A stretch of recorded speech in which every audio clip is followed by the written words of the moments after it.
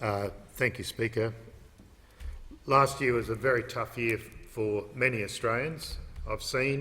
Continue to see people in my community under pressure. Some businesses forced to close for periods due to the pandemic.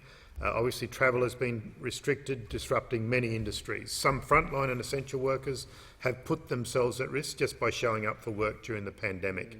Some still are to this day, and I thank them. Other workers have managed to get by with the help of JobKeeper, a wage subsidy that Labor called for very early during the pandemic.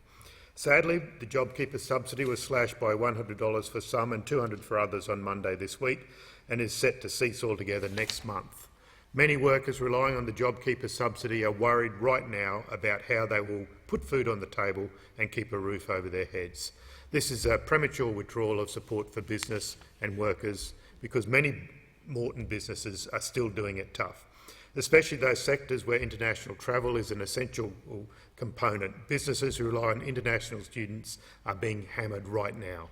The Morrison government, rather than extending the JobKeeper subsidy for suffering businesses, has introduced legislation that will actually make workers worse off. It's hard to believe that in the middle of a pandemic, when workers are already struggling to make ends meet, the government would actually cut people's pay. Sadly, this is consistent with the Morrison government's approach to looking after workers in general. 8 years of flatlining wages growth directly linked to 8 years of coalition government. The legislation introduced by the Morrison government late last year will cut workers' pay, will have a devastating impact on working families who are already doing it tough.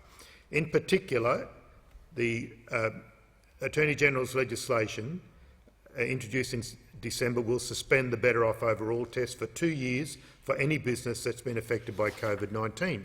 The Better Off Overall test is designed to protect workers' conditions. For example, if there is something in an agreement that cuts penalty rates at some point, the employer will need to increase the base rate of pay to compensate for that, so the worker won't end up worse off, so hence the Better Off Overall test name, or boot. The government is suspending the Better Off Overall test for 2 years. So for 2 years, when the legislation is passed, any agreement that cuts penalty rates does not need to increase the hourly rate. This leaves workers worse off, effectively a pay cut. And we've seen this play before. It happened under John Howard. At that time it was called the No Disadvantage Test. That test was also suspended for a period.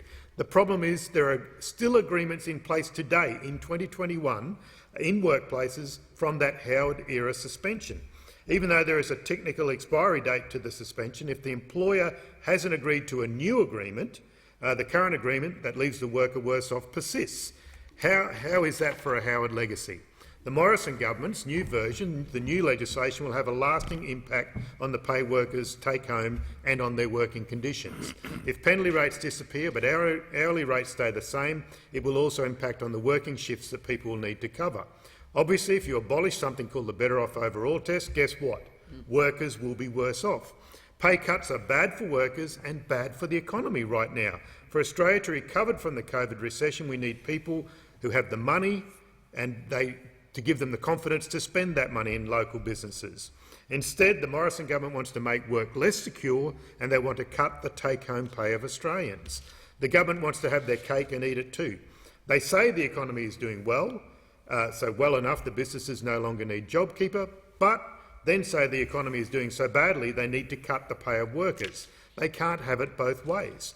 Now, 2020 really was a tough year, a year when we're to be grateful for the workers who kept everything going through the frightening early days, the weeks and months of this pandemic when we didn't understand everything. I particularly call out the supermarket workers. Who would have thought that they would be essential workers? Obviously the cleaners who to this day are making our workplaces safe. Truck drivers, nurses, pharmacists and so many others that are making this new COVID world a livable place. I'd like to take this opportunity to thank those workers for their sacrifices, for putting their own health at risk and for keeping the country going. I will not forget. Labor won't forget. I will fight for your rights at work, for fair conditions, for a fair day's wage, for a fair day's work. That is something that Labor and unions will always fight for. I know Australian workers can't trust a Liberal government when it comes to wages and conditions. It's in the DNA of coalition governments to change their conditions at work. Some things never change, and sadly, The attack on industrial relations under the Morrison government is another example of that.